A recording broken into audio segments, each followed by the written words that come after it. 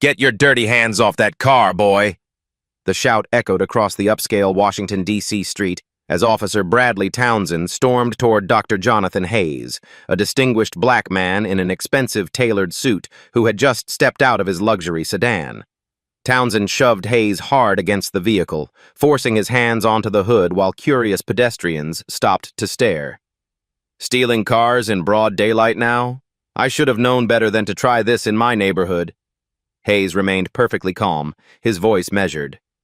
Officer, I own this vehicle.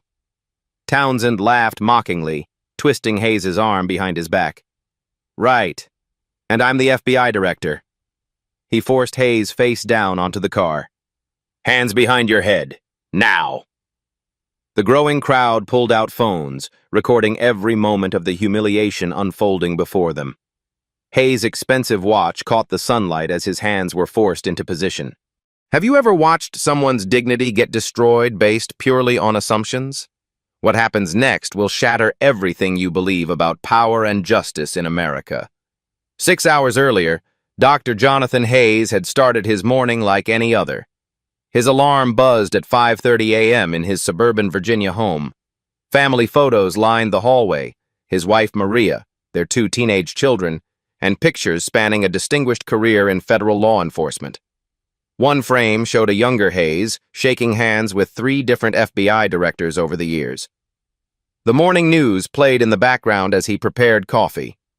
A reporter discussed recent police reform initiatives. Anonymous federal officials continue pushing for nationwide body camera requirements and enhanced oversight programs. Hayes adjusted his tie, listening intently. He knew more about those initiatives than the reporters could imagine. Meanwhile, across town, Officer Bradley Townsend was already complaining in the precinct locker room. More federal oversight bullshit, he grumbled to his partner. These Washington desk jockeys don't know real police work. Probably never even been in the field. His locker was decorated with photos from questionable arrests, almost exclusively young black men in handcuffs. A complaint file sat nearby, thick with unresolved allegations. Townsend had been investigated 7 times in 5 years. Each investigation mysteriously stalled or disappeared. I'm telling you, Martinez, Townsend continued, these feds think they can tell us how to do our jobs. Wait till one of them tries walking in our shoes. At FBI headquarters, Hayes reviewed briefings in his corner office. Awards and commendations covered the walls, but the nameplates were strategically angled away from the door. His secretary knocked. Director, your 6 p.m. community engagement is confirmed. The venue is downtown on 5th Street. Hayes nodded, closing a file marked Metropolitan Police Reform Initiative, Phase 2. Inside were statistics that would horrify the public. Arrest disparities, complaint patterns, and evidence of systematic misconduct across multiple precincts. His phone buzzed with a text from Maria. Don't work too late tonight. Sarah has a recital tomorrow. Leaving at 5:30, he typed back. Wouldn't miss it. Townsend spent his afternoon patrol targeting the same neighborhoods he always did. His radio crackled constantly with reports he ignored, focusing instead on luxury cars driven by black professionals. In 3 hours, he pulled over 4 vehicles. All drivers were black. All were released without tickets, but not before being subjected to extended searches and hostile questioning. His dashboard camera captured everything, but Townsend knew the footage rarely got reviewed. Internal affairs was overwhelmed, understaffed, and largely ineffective. He felt invincible. At 4:45 p.m., dispatch announced, all units, federal officials are conducting surprise inspections of body camera compliance. Ensure all equipment is functioning properly. Townsend cursed under his breath. He'd been forgetting to activate his camera for months. Today, he reluctantly switched it on. Hayes left headquarters precisely at 5:30, driving his personal vehicle to avoid attention. The community meeting was part of a listening tour he'd quietly organized. Tonight's topic, building trust between federal law enforcement and local communities. He was scheduled to speak anonymously, identified only as senior federal official. The irony wasn't lost on him. For months, he'd been crafting policies to address exactly the kind of misconduct that plagued departments nationwide. His reforms required body cameras, mandatory reporting, and federal oversight of police internal affairs. Many officers resented the changes without knowing their architect was a black man who'd experienced discrimination firsthand throughout his career. Townsend's radio buzzed. Unit 47 reports of suspicious activity on 5th Street. Luxury vehicle, possible theft in progress. I'll handle it, Townsend responded eagerly. 5th Street was his favorite hunting ground, upscale area where successful black professionals stuck out like sore thumbs, at least in his mind. Hayes parked outside the community center, checking his watch. 15 minutes early, as always. He straightened his tie, grabbed his briefcase, and stepped out of his sedan. From across the street, Townsend's patrol car pulled up. The officer's eyes immediately locked onto Hayes. Expensive car, tailored suit, confident posture. Everything that triggered his deepest prejudices and resentments. Townsend had no idea he was about to confront the most powerful law enforcement official in the country. Hayes had no idea his theoretical reforms were about to become brutally personal. The stage was set. Two men, representing opposite sides of American justice, were about to collide in a confrontation that would change everything. Neither could have predicted what would happen when assumptions met reality on that Washington, D.C. street corner. "Get your dirty hands off that car, boy!" Townsend's voice carried across the street as he slammed his patrol car door and marched toward Hayes with theatrical aggression. Hayes turned slowly, his expression controlled but alert. He'd been through this before, but never quite so publicly. "Good evening, officer. Is there a problem?" "Don't play dumb with me," Townsend snarled, shoving Hayes hard against the sedan. The impact echoed off nearby buildings as pedestrians began to stop and stare. "Hands on the vehicle, now!" Hayes complied, placing his palms flat on the car's roof. "Officer, I believe there's been a misunderstanding." "This is my vehicle." Townsend laughed mockingly, beginning an aggressive pat-down that was more performance than procedure. "Your vehicle? Right. Let me guess. You're a doctor? A lawyer? Maybe a senator?" His voice dripped with sarcasm as he deliberately spoke loud enough for the growing crowd to hear every word. "I work for the federal government," Hayes replied calmly, his voice steady despite the humiliation. "Federal government!" Townsend howled with laughter, roughly yanking Hayes's wallet from his jacket pocket. "What are you, a janitor at the post office? Don't try to impress me with your fancy words, boy." By now, a dozen people had gathered on the sidewalk. Cell phones emerged, recording the encounter from multiple angles. Hayes noticed the cameras and felt a mixture of relief and dread. Evidence was being created, but his dignity was being destroyed in real time. Townsend examined Hayes's driver's license with exaggerated suspicion. "Dr. Jonathan E. Hayes," he read aloud mockingly. "Ooh, doctor. What kind of fake degree did you buy online?" He held the license up to the light theatrically. "Probably forged. The address says Fairfax County, real fancy neighborhood. No way someone like you lives there legitimately." "Officer, you can verify everything through your system," Hayes said, his voice remaining remarkably composed despite the escalating situation. "Don't tell me how to do my job," Townsend snapped, grabbing Hayes's shoulder and spinning him around to face the crowd. "You people think you can waltz into nice neighborhoods, steal cars, and nobody will notice? Well, I notice everything." The crowd was getting larger and more restless. A woman in business attire called out, "This is excessive force." An elderly man shook his head in disgust, but Townsend fed off the attention, puffing out his chest like a performer on stage. "Everyone needs to step back," Townsend barked at the crowd. "This is official police business. Anyone interfering will be arrested for obstruction." A backup officer, Rodriguez, arrived and immediately sensed something was wrong. He approached cautiously, studying Hayes's face with growing recognition. Something about the man seemed familiar, but he couldn't place it. "What's the situation, Brad?" Rodriguez asked quietly. "Caught this one trying to steal this Mercedes," Townsend announced proudly. "Probably got the keys from some rich lady's purse. These people are getting bold, real bold." Rodriguez frowned, noticing Hayes's expensive watch, perfectly tailored suit, and most importantly, his calm, authoritative demeanor under pressure. This wasn't how car thieves typically behaved. Car thieves didn't quote legal procedures or maintain this level of composure. "Officer," Hayes addressed Rodriguez directly, maintaining eye contact, "I'm requesting your supervisor respond to this scene. This situation is escalating unnecessarily, and I believe there's been a significant misunderstanding." "Shut up," Townsend barked, forcing Hayes's hands behind his back more roughly than necessary. "Nobody called for backup opinions from the peanut gallery." He began searching the vehicle's interior, tossing papers onto the street with deliberate carelessness and obvious disrespect.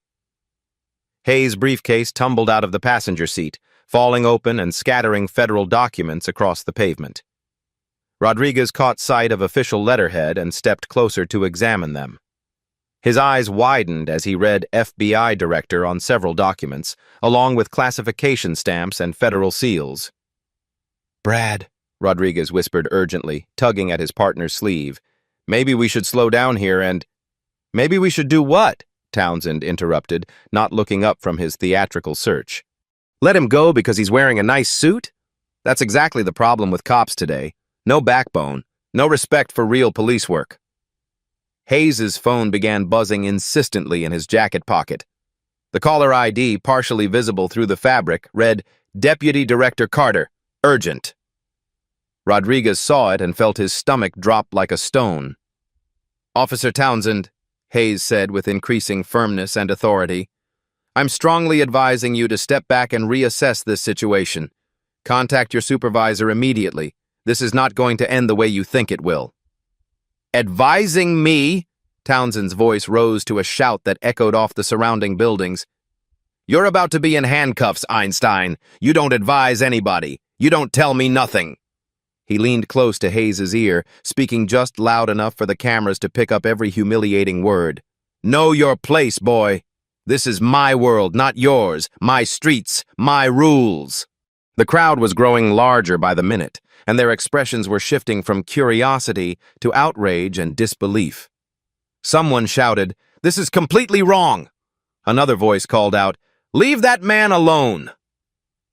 A teenager with her phone held high yelled, "This is going viral, officer!"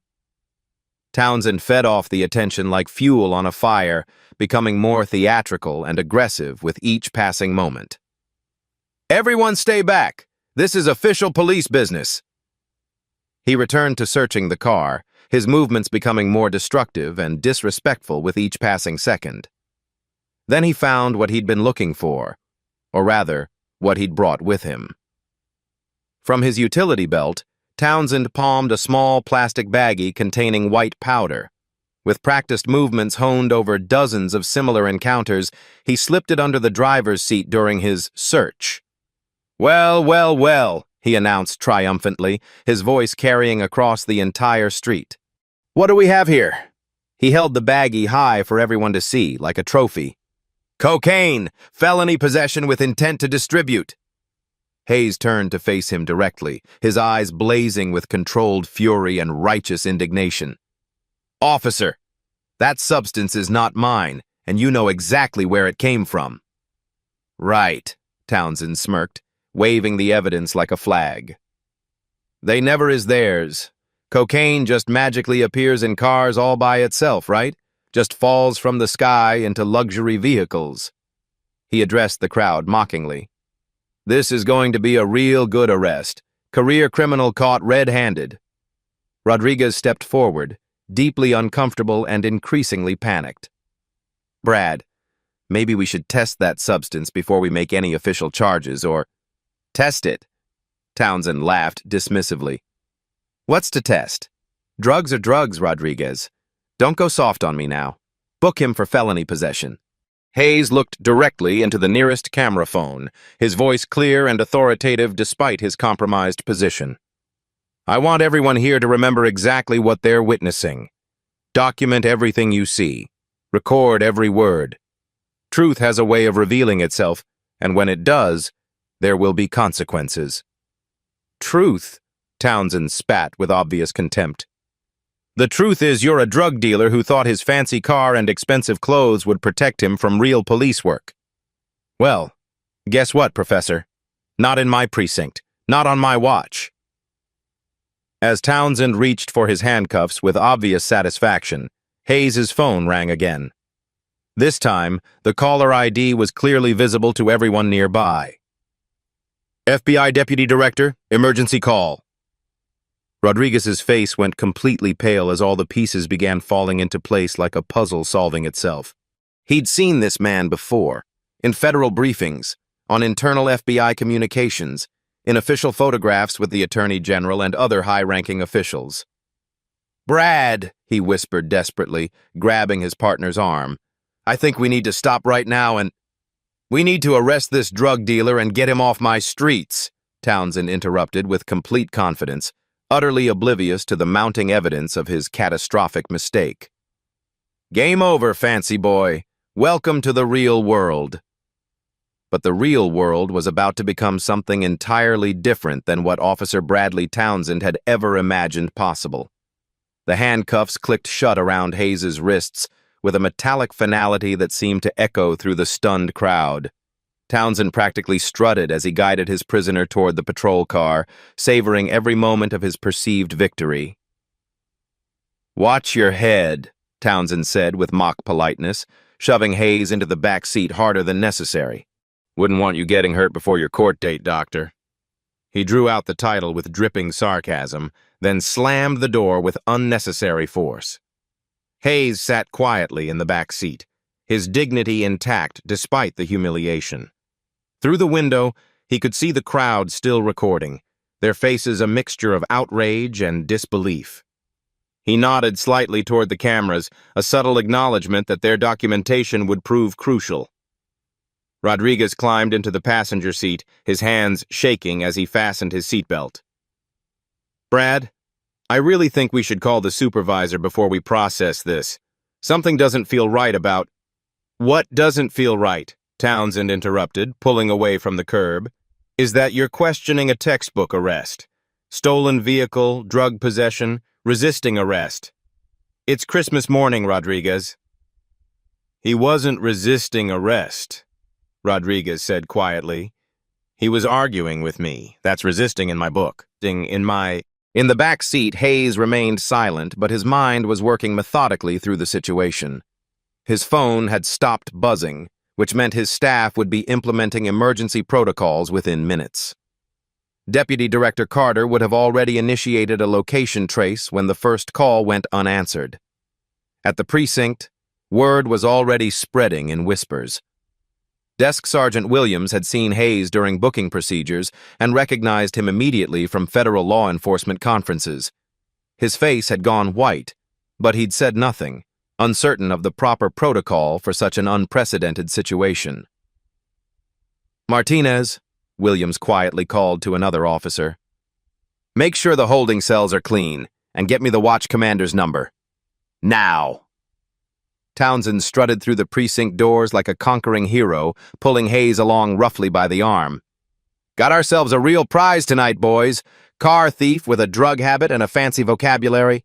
Hayes maintained his composure as they processed him, providing information in clear, measured tones that further unsettled the desk staff. When asked for his occupation, he stated simply, "Federal law enforcement." "Federal law enforcement," Townsend mocked loudly enough for the entire booking area to hear. "Probably a security guard at the Social Security office. These people always inflate their job titles." During the fingerprinting process, Hayes requested his one phone call. Townsend grinned maliciously. "Sure thing, Doctor. Call your dealer and tell him to find a new corner to work." Hayes was escorted to the phone, his handcuffs temporarily removed. He dialed a number from memory and waited. When someone answered, his words were quiet but precise. "This is Director Hayes. I'm currently in custody at the 5th Precinct. Implement Protocol 7 immediately." The desk sergeant overheard and nearly choked on his coffee. Protocol 7 was federal code for an emergency involving high-ranking law enforcement officials. Townsend snatched the phone away. "Time's up, hotshot. Back to your cell." As Hayes was led to holding, other detainees looked up with surprise. The man in the expensive suit didn't belong here, and his calm, authoritative presence was unmistakable even in handcuffs. "What are you in for?" asked one detainee. "A misunderstanding that's about to become very expensive for some people," Hayes replied quietly. Outside the precinct, black SUVs with government plates were beginning to arrive. Federal agents in dark suits emerged, their expressions grim and purposeful. They moved with military precision toward the precinct entrance. "Watch." Commander Peterson was in his office when his phone rang. The voice on the other end was crisp and professional. "Commander, this is Deputy Director Carter, FBI. We believe you have Director Jonathan Hayes in custody. I need to speak with whoever authorized his arrest immediately." Peterson's face was drained of color. "Did you say Director Hayes? FBI Director Hayes?" "That's correct, Commander. And I suggest you handle this situation very carefully from this point forward." Peterson's hands shook as he hung up the phone. He immediately called for Townsend and Rodriguez to report to his office, then began reviewing the arrest report with growing horror. Meanwhile, Townsend was celebrating with other officers in the break room. "Took down a real smooth operator tonight. Thought his fancy suit would save him, but justice is colorblind, boys." His radio crackled. "Officer Townsend, report to the watch commander immediately." "Probably wants to congratulate me," Townsend grinned, straightening his uniform. "Biggest arrest of the month, guaranteed." Rodriguez followed reluctantly. The federal documents he'd seen scattered on the street burned into his memory. He'd tried to search for FBI Director Hayes on his phone, but the precinct's internet connection was notoriously slow. As they walked toward Peterson's office, neither officer noticed the group of federal agents entering the building, their badges clearly visible, their expressions deadly serious. The system was about to correct itself in ways that Townsend couldn't possibly imagine. The man he'd humiliated and arrested was about to reveal exactly who he was, and the consequences would ripple through every level of law enforcement. Justice was coming, and it wore a federal badge. Watch Commander Peterson stood behind his desk, his face ashen as he stared at the arrest report. The federal agents flanking him looked like they could cut glass with their expressions. Deputy Director Carter stepped forward, her voice ice-cold with barely controlled fury. "Commander Peterson, I need Officer Townsend and his partner brought in here immediately, and I mean immediately." Peterson pressed his intercom button with a trembling finger. "Townsend and Rodriguez, to my office, now." Townsend swaggered down the hallway, still basking in his perceived triumph. "Bet the commander wants the full story," he told Rodriguez with a cocky grin.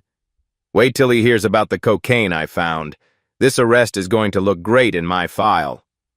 Rodriguez said nothing, his stomach churning with dread. The federal documents he'd seen kept flashing through his mind, but he hadn't been able to process their full significance until now. They knocked and entered Peterson's office. Townsend's confidence evaporated instantly when he saw the room full of federal agents in dark suits, their expressions ranging from disgusted to murderous. "Officer Townsend," Peterson's voice cracked slightly, "do you want to tell me exactly who you arrested tonight?" "Some car thief with delusions of grandeur," Townsend replied, but his voice had lost its earlier bravado. "Called himself a doctor, claimed to work for the federal government. Classic criminal behavior, inflate the resume, hope for leniency." Deputy Director Carter stepped forward, her FBI badge gleaming under the fluorescent lights. "Officer Townsend, let me introduce myself. I'm Deputy Director Sarah Carter, Federal Bureau of Investigation. The man you arrested tonight is my boss."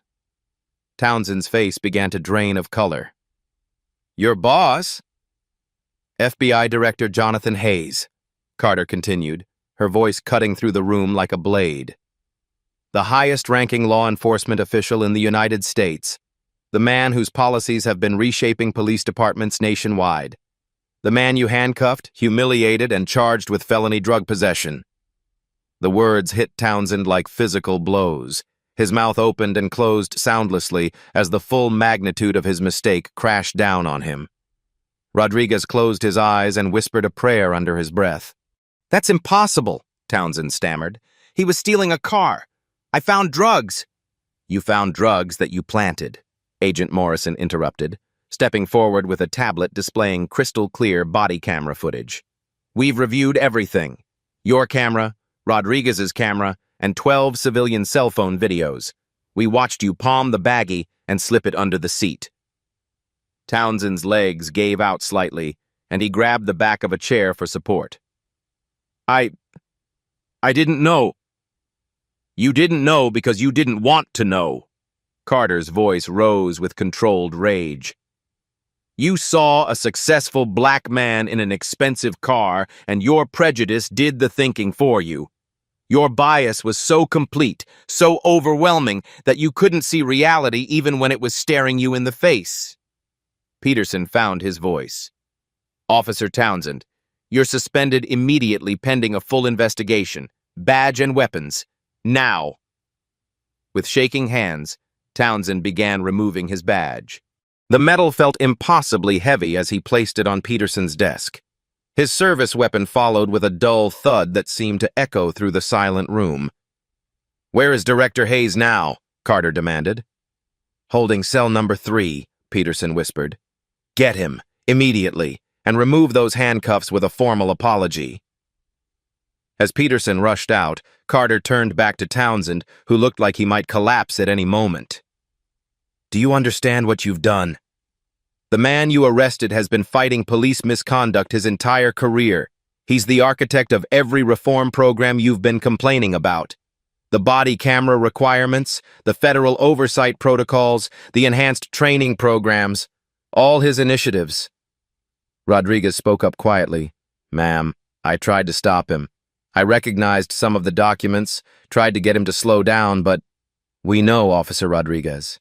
Your conduct will be reviewed separately, but preliminary evidence suggests you attempted to prevent this disaster." Footsteps echoed in the hallway as Peterson returned with Hayes, whose handcuffs were being removed by a deeply embarrassed sergeant. Hayes rubbed his wrists calmly, his dignity intact despite the ordeal.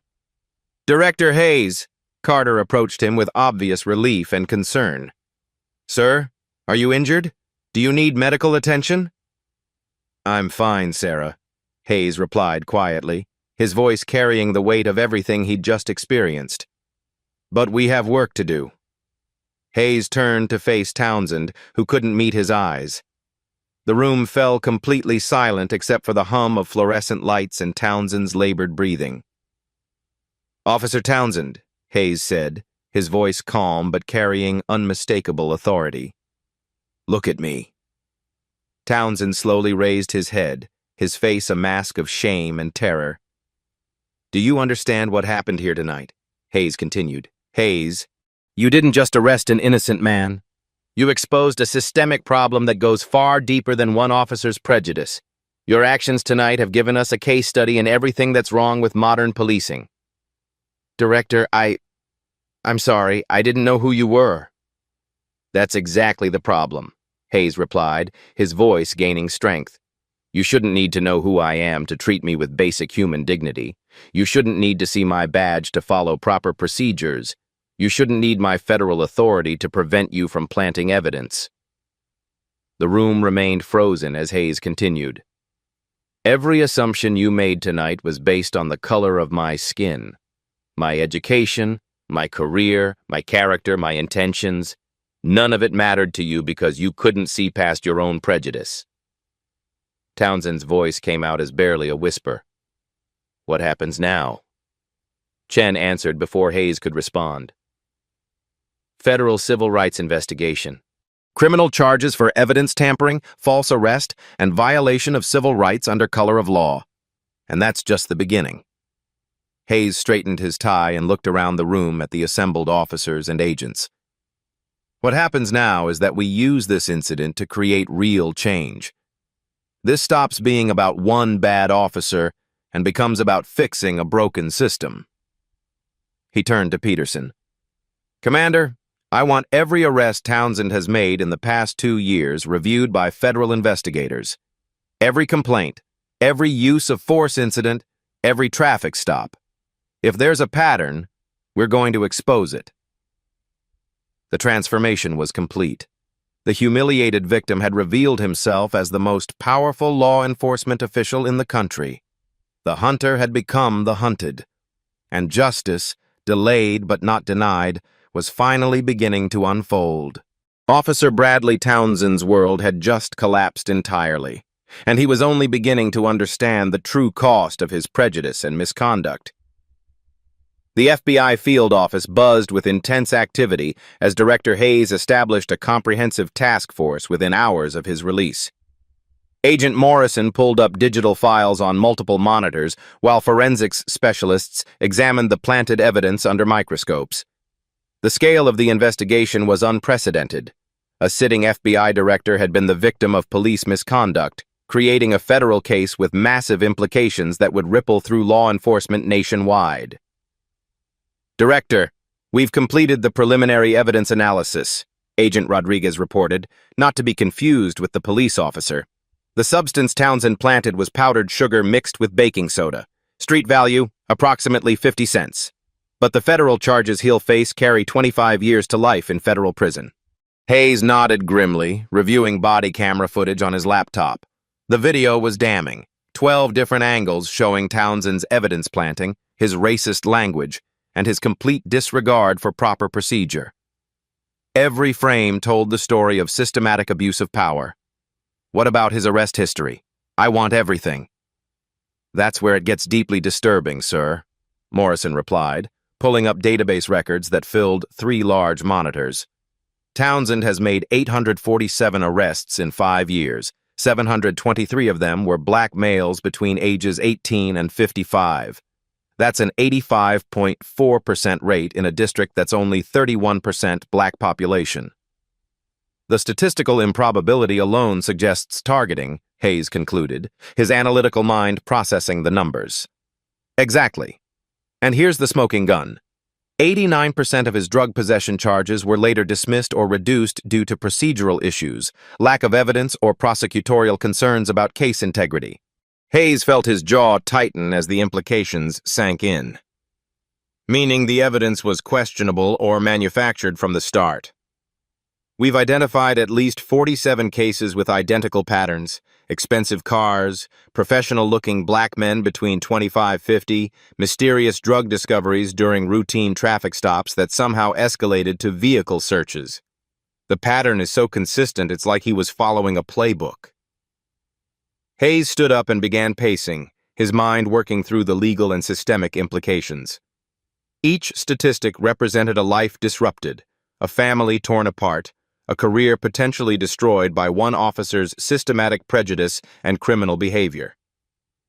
Deputy Director Carter entered with a thick file and a grim expression. Sir, we've got victim testimonies pouring in faster than we can process them. Word spread quickly about Townsend's arrest through social media, and people are coming forward with similar experiences. The stories are heartbreaking and remarkably consistent. She opened the file, revealing photographs and case summaries. Dr. Michael Thompson, prominent cardiovascular surgeon, was arrested for suspicious behavior outside his own hospital at 11 p.m. after a 16-hour surgery. Spent the night in jail, missed 3 scheduled operations. The hospital had to issue a public apology to patients. Hayes examined the photo, a distinguished black man in his 40s, still wearing scrubs in his mugshot. Professor James Washington, tenured economics professor at Georgetown, pulled over 17 times in 2 years driving to and from campus.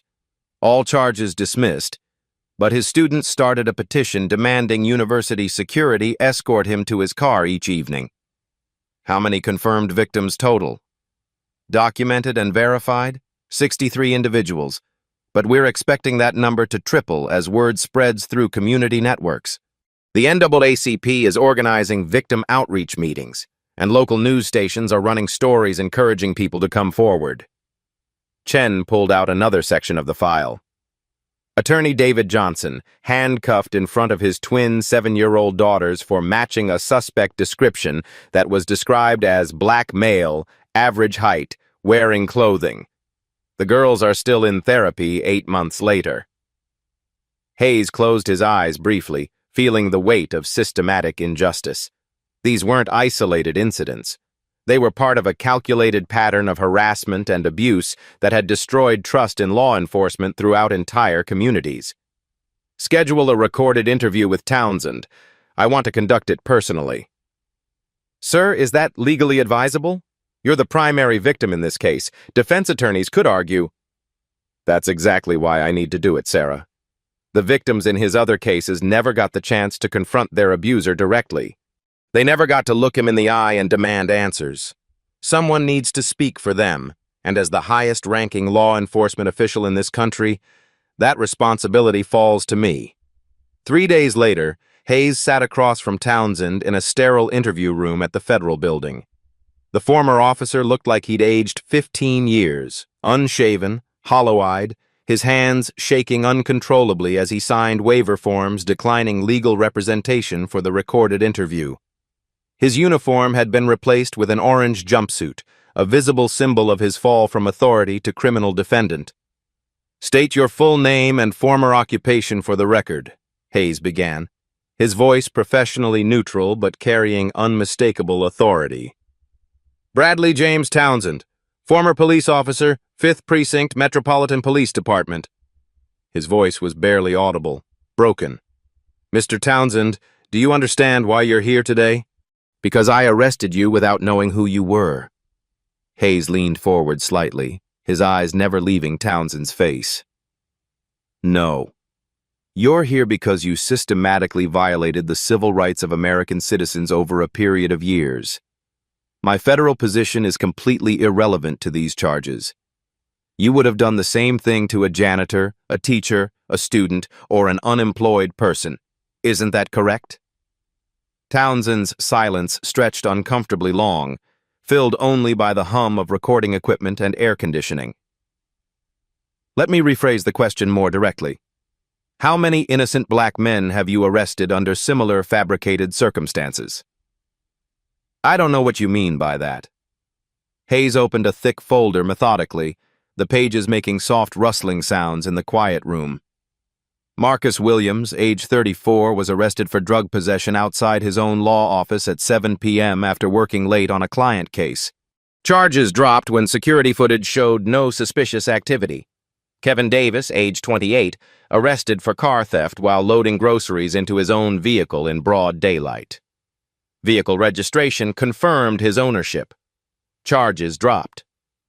Antonio Martinez, age 31, arrested for possession after being pulled over for erratic driving on a completely straight road with no traffic violations. Should I continue reading, Mr. Townsend?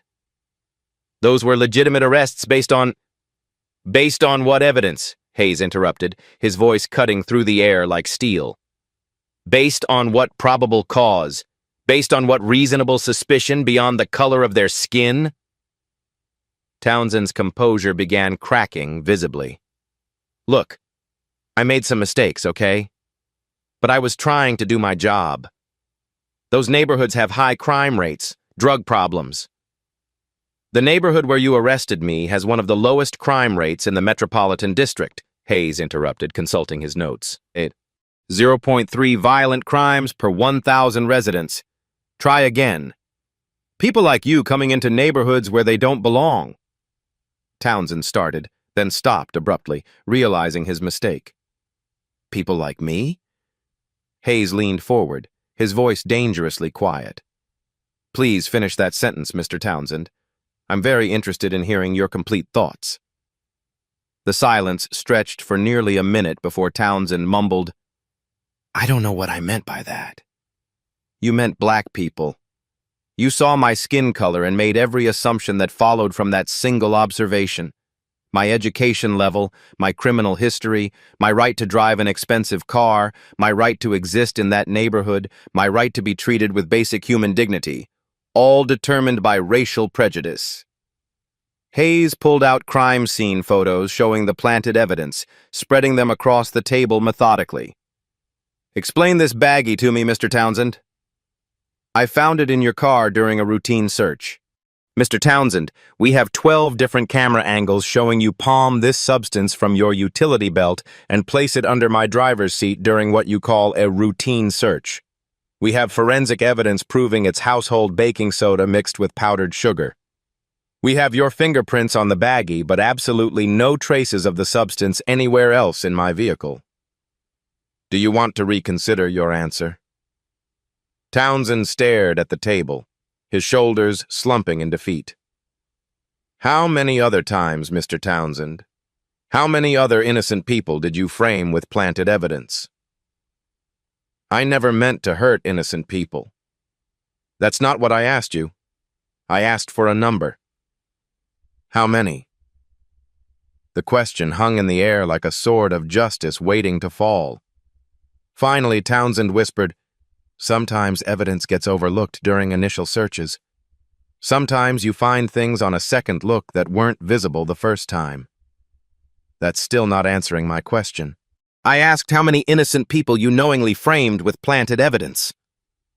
Townsend's voice became barely audible, each word extracted like a confession at gunpoint. Maybe a few times, when I knew someone was guilty of something but couldn't prove it in court. I was trying to get drugs off the streets, trying to protect the community.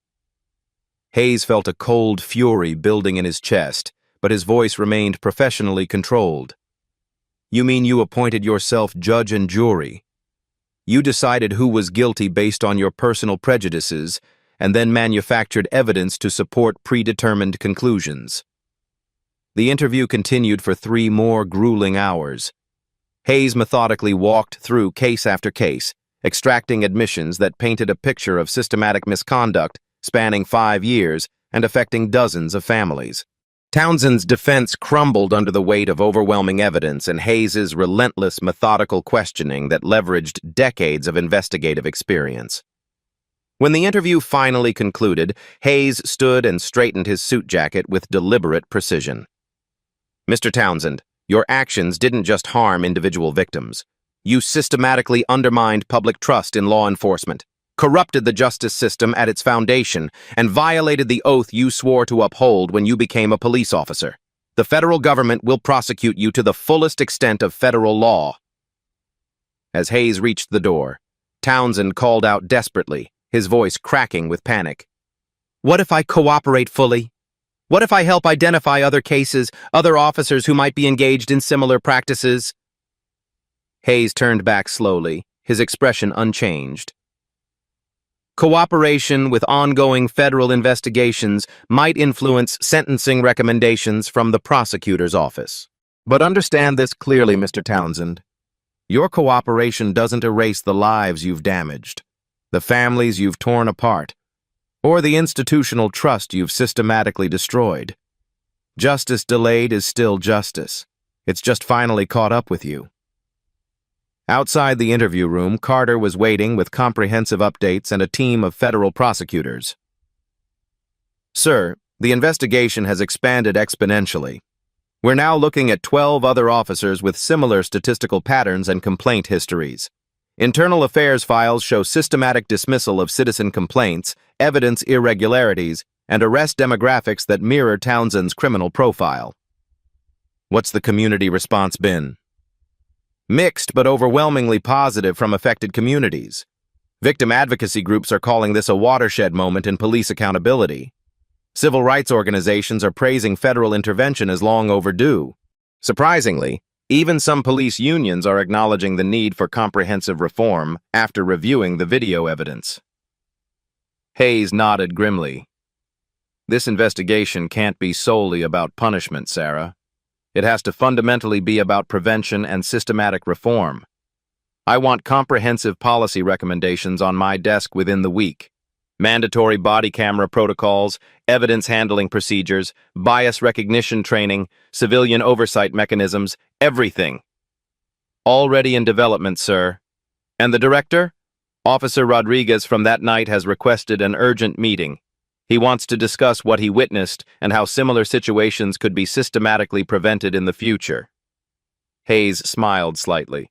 his first genuine smile since the arrest. "Schedule it immediately. If we're going to fix this broken system, we desperately need officers who are willing to be part of comprehensive solutions." The investigation was expanding daily, but justice was finally in motion with federal authority behind it. 6 months later, the federal courthouse in Washington, D.C. was packed with victims, community leaders, and media representatives as Judge Patricia Williams prepared to deliver Townsend's sentence. The former officer sat at the defendant's table, a broken man who had pleaded guilty to 15 federal felony charges, including civil rights violations, evidence tampering, conspiracy under color of law, and systematic deprivation of constitutional rights. "Mr. Townsend," Judge Williams began, her voice carrying the weight of justice long delayed, "in 30 years on this bench, I have rarely seen such a comprehensive pattern of abuse of power and violation of public trust. Your actions represent everything that is wrong with policing in America today." Hayes sat in the front row of the gallery, surrounded by dozens of Townsend's victims who had finally gotten their day in court. Dr. Michael Thompson, the surgeon who had missed critical operations, sat beside Professor James Washington, whose students had organized campus safety escorts. Attorney David Johnson held photographs of his twin daughters, now 9 years old, and still asking why police officers had handcuffed their father. "The evidence presented in this case," Judge Williams continued, "reveals a systematic campaign of racial profiling, evidence fabrication, and constitutional violations that affected at least 63 documented victims over a 5-year period. Mr. Townsend, you didn't just break the law. You perverted it." Townsend's defense attorney had argued for leniency, citing his client's cooperation with the federal investigation that had exposed 12 other officers and led to the overturning of 247 wrongful convictions. But the prosecution, led by federal attorneys working directly with Hayes's task force, had presented overwhelming evidence of systematic misconduct that demanded severe consequences. "Before I pronounce the sentence," Judge Williams said, "I want to address the broader implications of this case. When Director Hayes was arrested that evening, he could have used his federal authority to make this incident disappear quietly. Instead, he chose to expose systematic injustice and create lasting change." Hayes had testified extensively during the trial, his calm, methodical presentation of evidence providing a stark contrast to Townsend's earlier arrogance. The courtroom recordings of their interview had become required viewing in police academies nationwide, showing how prejudice could blind officers to basic humanity and professional responsibility. "The federal investigation triggered by this incident," the judge continued, "has resulted in comprehensive reform across 17 police departments, mandatory bias training for 4,200 officers, and the implementation of enhanced civilian oversight programs in 12 major cities." The reforms had been swift and comprehensive. Hayes had worked directly with Congress to pass the Federal Police Accountability Act, requiring body cameras for all federal grant recipients, creating national databases of police misconduct, and establishing federal oversight of departments with patterns of civil rights violations. Officer Rodriguez, who had tried unsuccessfully to stop Townsend that night, had been promoted to training supervisor and was now leading bias recognition programs across the region. His testimony about the incident had become a cornerstone of reformed police training, showing how good officers could and must intervene when colleagues engaged in misconduct. "Mr. Townsend," Judge Williams addressed the defendant directly, "you will serve 8 years in federal prison followed by 3 years of supervised release. You will pay $347,000 in restitution to documented victims, and you are permanently barred from any law enforcement position." Gasps of satisfaction rippled through the courtroom as victims and their families finally heard justice pronounced. Hayes remained stoic, but he felt a deep sense of completion as the legal system finally held a systematic abuser accountable.